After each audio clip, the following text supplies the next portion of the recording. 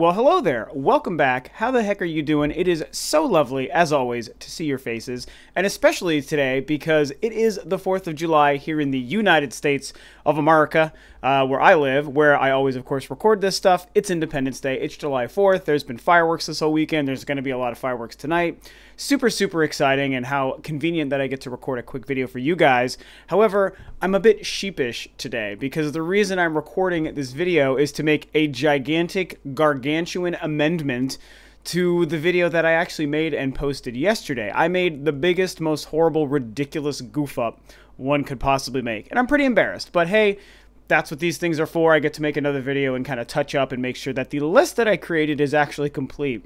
So yesterday I posted my list of the 10 games I'm most excited for this holiday, where I was discussing there aren't a lot of the typical great, huge, high-tier AAA kinds of experiences that we could look forward to this year, which is definitely a shame. And so I made a list of the 10 best games that I could find that I was, of course, excited for, that a lot of us can be excited for to play this year.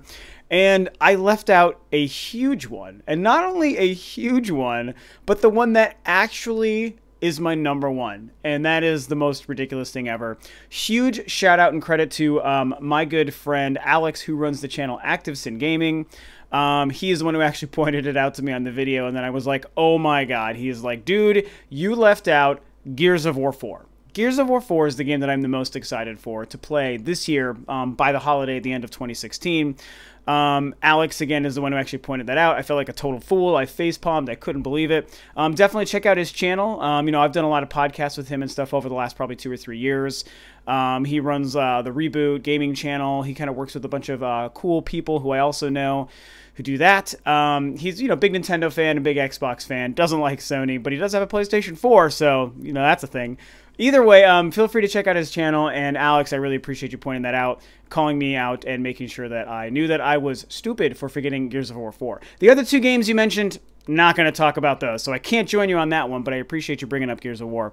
So, what I wanted to do is discuss how Gears of War 4 actually is the true #1 game that I'm the most personally excited for. The reason it didn't make that list, as silly as this sounds, is when I thought I was going to, when I made up my mind that, hey, I'm going to make this list of the 10 games I'm most excited for this year, and that was probably 2 or 3 weeks ago, and I put together a quick list of the games that jumped to my head that I knew I'd want to include.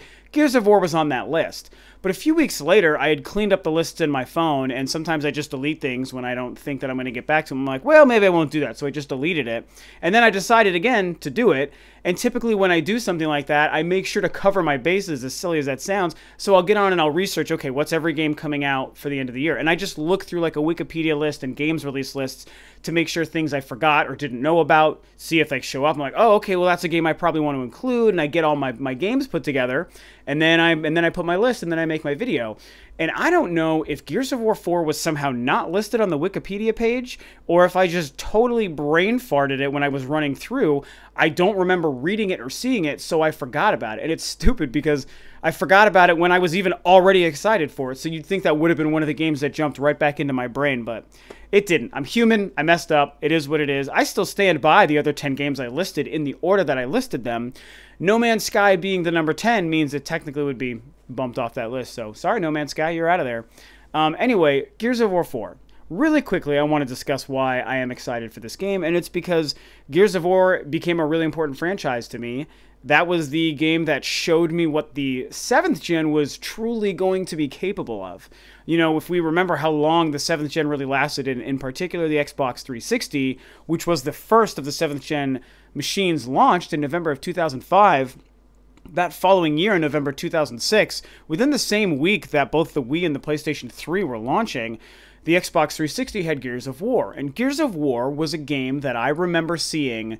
I was working for GameStop at this time, and I remember seeing like Game Informer articles and stuff. And I mean, you'd see some things online, but the internet and IGN and websites didn't give us like direct feed video and stuff that often like it does now. So you would see like articles or pictures, really, that's it. But everything that we had seen of Gears of War leading up to it, I was like, well, I mean, that looks great, but that's not the game. It's not going to look like that. Get out of here. Like, it's going to be totally different. They're lying to us. And boy, was I wrong. That was the coolest thing about Gears of War, is when it finally came out and we saw the amazing trailer the great gameplay videos and all these things, I was like, oh my god, that game looks insane. It looks just like they showed in the pictures. I was way wrong. And then, of course, it came out, it was to a lot of fanfare. Everyone loved it. It reviewed extremely well. It sold like crazy. Fans got nuts over it. It elevated Xbox Live in the beginning of the 7th gen and the 360's life to like a whole new level. And it became this next evolution in shooters and 3D combat shooters and all these things. And I just thought that was super cool. Now, I do have to say, what Gears of War to me was at that time was the first game to take the third-person shooting revolution that Resident Evil 4 was just a year and a half or so prior. Actually, almost 2 years prior. That was January 2005. So, almost 2 years prior, Resident Evil 4 was the real game changer for third-person shooters that actually impacts everything we do even still today. But the very, very next game to build on that was that first Gears of War. So it started with Resident Evil 4, then Gears of War came out, and from there, those two games started the genre of cover-based third-person shooting, holding down the trigger, doing all these things. Like, it all branched out from there. So to me, those two games get credit, and I appreciate that Gears of War was one of those two games. Also, when I know this became like a history lesson for me in Gears of War, but whatever, it's fun. When that came out, again, I was living with a roommate, we were in Lakewood, Colorado, and like my roommate had the 360 and he bought Gears of War. And when I saw how Xbox Live worked with that, this was when, online gaming, especially for console gamers, was pretty new. And so I was like using his 360 when he wasn't home.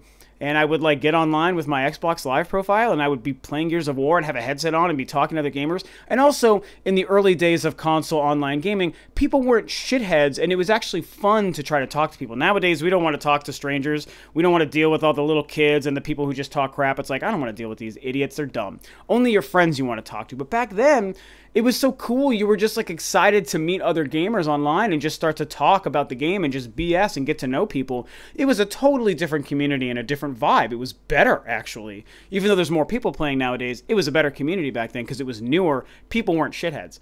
And I was so caught up in playing this game that was in and of itself amazing, and also had this whole new online component, and then being able to play it with people that not only I was fighting against, but also on a team of 4 that were like my co-op compatriots in a 1-spawn 4 versus 4 game, or a no-spawn 4 versus 4 game.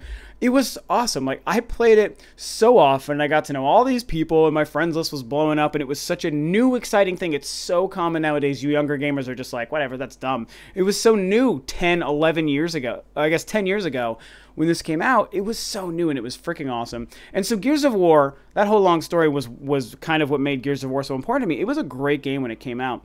Gears of War 2 and 3 and even Judgment, which is not great, but not nearly as bad as some people want to say, those games continued all of that. Like, when you break it down, Gears of War is fantastic gameplay, really awesome visuals, and a completely ridiculous, ludicrous, unbelievable, yet freaking awesome story. It's so out there and campy and cheesy on purpose, and the characters are so ridiculous and unbelievable.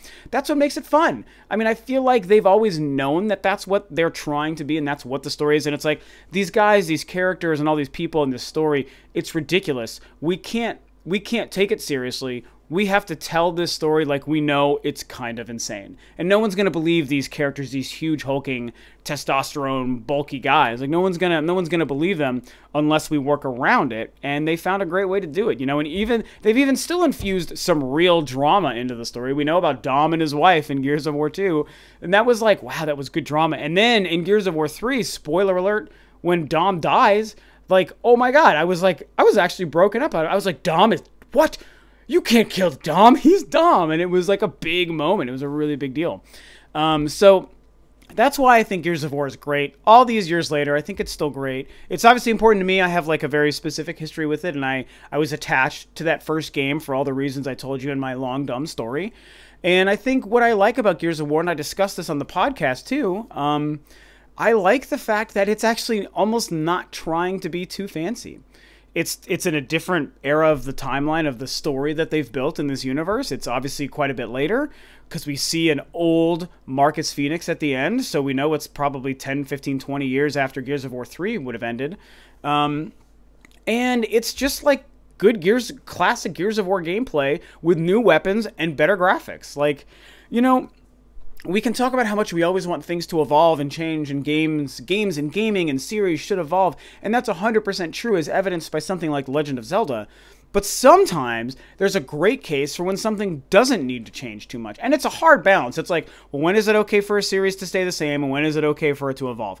I don't have an answer. I think it's just an organic thing that we have to feel out as things happen and as new games and series and franchises and sequels come out. I think that that's just the best way to do it. So with something like Zelda, it was time for that to change, and thank God Breath of the Wild is giving us the exact change that series needed. Gears of War, there's only 3 mainline games and 1 spin-off game that have all basically been the same formula, but that's only 4 games in a 10-year span. And so, you know what? I don't feel like this needed to change too much. I mean, they probably could be changing Gears of War quite a bit, and if they changed it in the right ways, that would also be exciting. It's like, wow, it's Gears of War, but it's like so different for all these reasons. But at the same time, it's like, just make it more Gears of War, man. Just make it, just blow the shit out of enemies and monsters and cut them into pieces and have great online modes and good co-op, and we're happy, I think. Gears fans are going to be happy. I'm stoked. So to wrap this up, what they showed at E3 this year I thought was fantastic. I loved that gameplay again because it was all the same. It was just Gears of War, only prettier. And there's cool new weapons with that disc slider shooter thing. I thought that was really neat. We have a couple new characters. We have Marcus Phoenix's son. We have an old Marcus Phoenix. We have all these cool things happening. And I thought that it was really cool to see that stage demo. That was the first thing Microsoft showed off at E3, and it looked awesome. So I think Gears of War 4 is going to be insanely great, and because I love the franchise so much, it's my secret #1 game that should have been on my video that I posted yesterday. God, what a fool I feel like. Oh my God. And yeah, so that's it. You know, I definitely want to hear what you guys think about Gears of War. You guys were super cool on my video yesterday. I told you guys it was my birthday month, and everyone was like, happy birthday, which was really nice, even though my birthday is still a couple weeks away. That was super cool, and everyone seemed to be totally fine with my list, which was always fun. Typically, lists piss people off, so it's nice that people weren't super angry. What do you guys think about Gears of War? You know, regardless of the fact that it was supposed to be on my list yesterday, do you like Gears of War? Are you excited for Gears of War 4? Could you care less about Gears of War? Do you hate Microsoft and the Xbox? Do you think that it's a series that should have changed and you're just mad that it isn't changing? You know, all these different elements. Talk about it below. I, of course, appreciate you guys tuning in. Thanks for my dumb list yesterday that was incomplete. Thanks for humoring me as I amend that and give my actual #1 game. If this was like my number 8 or 9 game, I wouldn't even have made another video about it. But it's the #1 game. And that's the one game that I left off the list. So ridiculous. Anyway, I'm going to shut up now. Happy 4th of July to everybody, all my fellow statesly Americans. Please talk about Gears of War 4 below. Talk about all the games you're excited for this year for 2016. Thanks as always for tuning in, guys. This is Rob of Rule to Review, and I'll catch you guys next time on another video.